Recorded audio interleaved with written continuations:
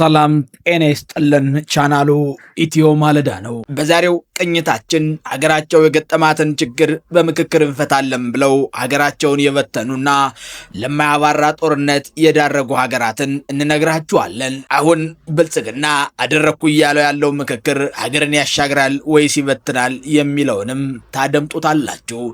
ሀገሮች በምክክር ፈርሰዋል። አንዳንዶች ምክክሩ ለስልጣን ማራዘሚያ ነው ብለው ምክክሩ አልቆ በማግስቱ ወደ ጦርነት ሲገቡ፣ ገሚሶቹ ደግሞ በምክክሩ ያልተሳተፉ ታጣቂዎች እኛን ያሳተፈ አይደለም በማለት ሀገርን ከ4 ከ5 በትነውታል። የኛ ሀገር ዕጣ ፈንታስ ምንድነው የሚለው ደግሞ እየሆነ ያለው ያስፈራል። ሀገርን ለመገንባት ዓመታቶች ይጨርሳል። ሀገርን ለማፍረስ ግን ቀናቶች ይበቃሉ። የ4 ኪሎ መንግስት በዚህ ከቀጠለ ከገባበት የቅጀት መንፈስና ከያዘው አቋም ፍንክች ማለት ካልቻለ አብይ አህመድ በቤተ መንግስት ወንበር ላይ ቁጭ እንዳለ ፕሮፌሰር መስፍን አርአያ በኮንቬንሽን ማዕከል እያወያየ ሽመልስ አብዲሳ በቢሮው አዳነች አቤቤ በፒያሳ ተሽከርካሪ ወንበራቸው ላይ እንደተቀመጡ ባንዴ መንግስት አልባ እንዳንሆን ያሰጋል። ምክንያቱም ከኮሚሽኑ ምልመላና አሰራሮች በሽመልስ አብዲሳ የሚመራ ቲም በሱ አስተባባሪነት ፎርጅድ ባጅ ከነኪዋር ኮዱ ተሰርቶላቸው በመቶዎች የሚቆጠሩ ሰዎች በሐሳብ ሳይሆን በድምጽ ብልጫውን ለመውሰድ ሰርገው የገቡ ሲሆን ይህንን በድፍረት መቃወምና ማስተካከል ያልቻለው ኮሚሽኑ እስካሁን ውይይቱን መጀመር አልቻለም። ታዲያ እኒህን በመሰሉ አሰራሮች ምክክር ጀምረው በምክክር ሀገር ከተበተነባቸው አገሮች መካከል የመን አንዷ ናት። የመን ለገባችበት ችግር መፍትሄው ምክክር ነው ብላ ኮሚሽነሮቿን ሰይማ በፈረንጆች 2013 ነበር ምክክር የጀመረችው። የምክክር ቆይታዋ ግን እንደኛ ሀገር 4 ዓመት አልጨረሰም ነበር።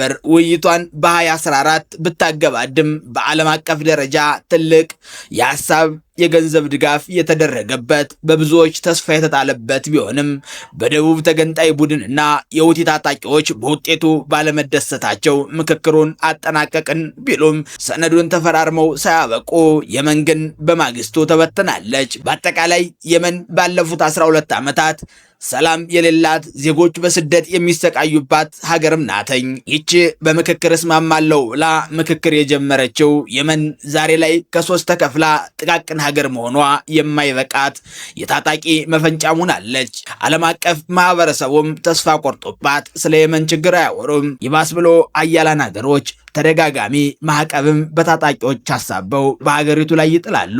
የየመን ምክክር የሁቲ ታጣቂ ሰነድ አድርጎ ሲበትነውና ሀገሪቱን ብትንትኗን ሲያወጣት የፕሮፌሰር መስፍን አርአያ ምክክር ኮሚሽን ደግሞ የተጣሉትን ትቶ ተስማማን ያሉትን በአንድ ጣራ ስር እያመካከረ ነው። በዘመነ ካሴ ፋንታ ካፕቴን ማስረሻ ሰጤን፣ በጃልማሮ ፋንታ ጃልሰኝ ነጋሳን፣ በክርስቲያን ታደለ ፋንታ ጣይር መሐመድን፣ በደብረ ጽዮን ፋንታ ጌታቸው ረዳን ያካተተው በኦፌኮ ፋንታ የወሎ ዲሞክራሲያዊ ፓርቲን ያካተተ ምክክር እያደረኩ ነው እያለ ነው። ታዲያ የልዩነት አጀንዳ አለን ያሉት ጎራ ይዘው በጫካ ይፋለማሉ።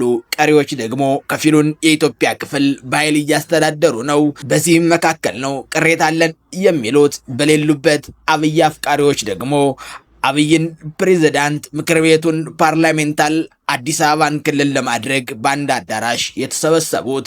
ታዲያ አገራችን የየመን ዕጣ ፈንታ ይገጥማት ይሆን ብንል ማጋነን አይሆንም። ሌላኛው ሀገር ደግሞ ሀገረ ደቡብ ሱዳን ናት። ይቺ ሀገር ደግሞ ከ2014 እስከ 2016 ነበር ምክክር አደረኩ ያለችው። ምክክሩ አለመግባባት ሆኖ የሀገሪቱ የፖለቲካ ተቃዋሚዎች የስልጣን ማራዘሚያ ነው በሚል ተቃውመው መጨረሻው ከፍተኛ ህዝባዊ አመፅና ለወታደራዊ መፈንቅለ መንግስትም ተዳርጋለች። መጨረሻውም የሞተ ሰው ጭምር ሹመት የሚሰጥ ሽማግሌ መሪ ገጥሟት ሀገረ መንግስቱ በተደጋጋሚ በሚያደርጉት ድርድር አንድ አደራዳሪ ከሆኑ ሰዎች መካከል አብይ አህመድ ተጠቃሽ ናቸው። ደቡብ ሱዳን አንጻራዊ የሆነ ሰላም ቢኖራትም ጠንካራ አገረ መንግስት ስለሌላት የማዕድን ሀብቷ በዘፈቀደ ይዘረፋል። ዜጎች በዕለት ጉርስ ጦት የሚሰቃዩባት ሀገርም ሆናለች። ተግባብተው ያልመከሩበት ምክክር ሀገርን ለሰላም ማጣትና ለመፍረስ ይዳርጋል። ይህም የደቡብ ሱዳን ምክክር መጨረሻው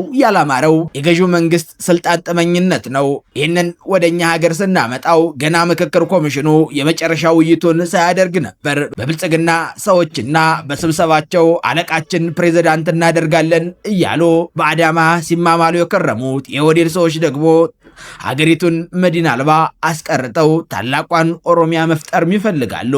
ሊቢያ በኔቶ አማካኝነት መሪዋን ማጣቷን ተከትሎ ሀገራዊ መግባባት ለመፍጠር ጥረት ቢያደርጉም ጥረቱ ግን ውጤት አላፈራም። ምክክሩ አልቆ የጋራ ሰነድ ቢሰንዱም የተደረሰው ስምምነት ግን ተግባራዊ ሳይሆን ቀርቷል። ሀገሪቱ እስካሁን ድረስ አልተረጋጋችም። ምክክር አድርገው ያልተግባቡ ሀገሮች መንስኤያቸው የገዢው መንግስት ስልጣን ማራዘሚያ ለማድረግ የሚያደርገው ሙከራና ታጣቂዎች በየትኛውም ቦታ ከምክክር ጎን ለጎን የሚያደርጉት ቶክስና የሚያደርጉት ተቃውሞ እንዲሁም በውይይቱ አልተሳተፍንም የሚሉ አካላት የሚያነሱት ሐሳብ ምክክሩን ስኬታማ እንዳይሆን ያደርገዋል። ነገርየውን ወደኛ ሀገር መለስ አድርገን እንየውና የአብይ ፓርላማ የወከላቸው በማምሻ እድሜያቸው ለ11 የጀመሩት አንደኛው በሞት ሲቀደም ሁለቱ ደግሞ ከጅምሩ ነበር።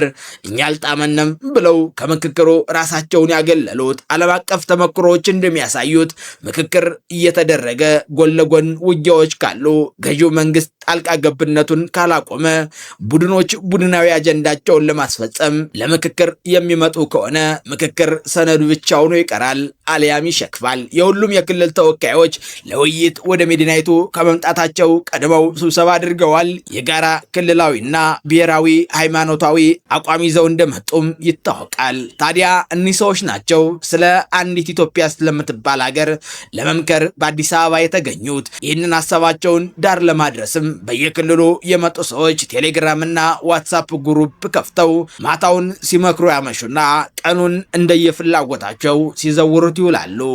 መልካሙን ሁሉ ያሰማል። ለዛሬው በዚህ ቆየን። ቻናሉ ኢትዮ ማለዳ ነበር።